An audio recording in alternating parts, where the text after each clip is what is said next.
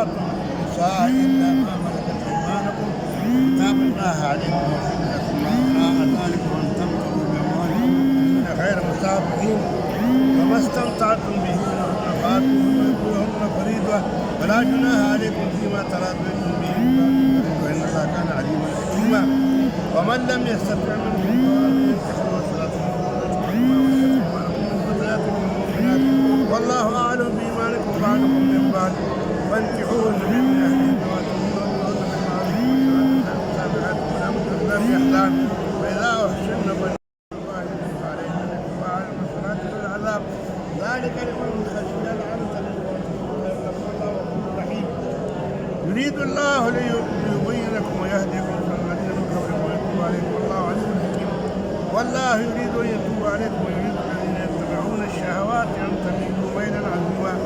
يريد الله أن يخفف عنكم وخلق الإنسان ضعيفا يا أيها الذين آمنوا لا تأكلوا أموالكم بينكم بالباطل أن تكونوا تجارة عن تعلمون ولا تقتلوا إن الله كان بكم رحيما ومن يفعل ذلك عدوانا وظلما وسوف نصليه وكان ذلك على الله يسيرا إن تجتنبوا كبائر ما تنهون عنه نكفر عنكم سيئاتكم ونذكركم مغفرة قديما ولا تتمنوا ما فضل الله به بعضكم على بعض للرجال نصيب مما اكتسبوا وللنساء نصيب مما اكتسبوا وسبحان الله كان بكل شيء عليما ولكل جعلنا أموالكم ما ترك الوالدان ولكم الذين قالوا أيمانهم وما كان على كل شيء شهيدا الرجال قوامون على النساء ما فضل الله بعضهم على بعض وما أنفقوا من أموالهم والصالحات قانتات حافظات للغيب ما حفظ الله واللاتي تخافون نشوزهن فاعظوهن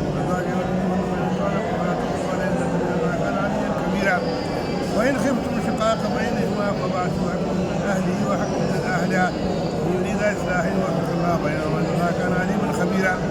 واعبدوا الله ولا تشركوا به شيئا وبالوالدين وبذي القربى واليتامى والمساكين والجار ذي القربى والجار سبيله وما ملكت أيمانكم إن الله لا يحب من كان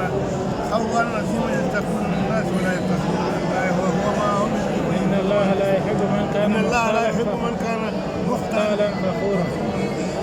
يأمر الناس بالبخل ويكتمون ما آتاهم الله من فضله ويأتون عذاب مهينا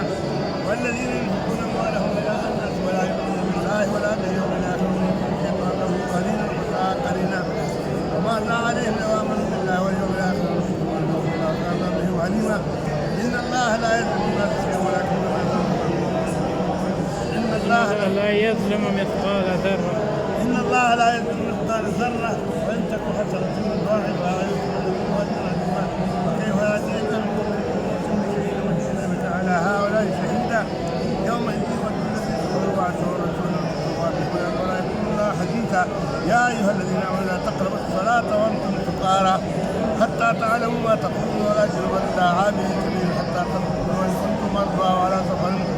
أو جاء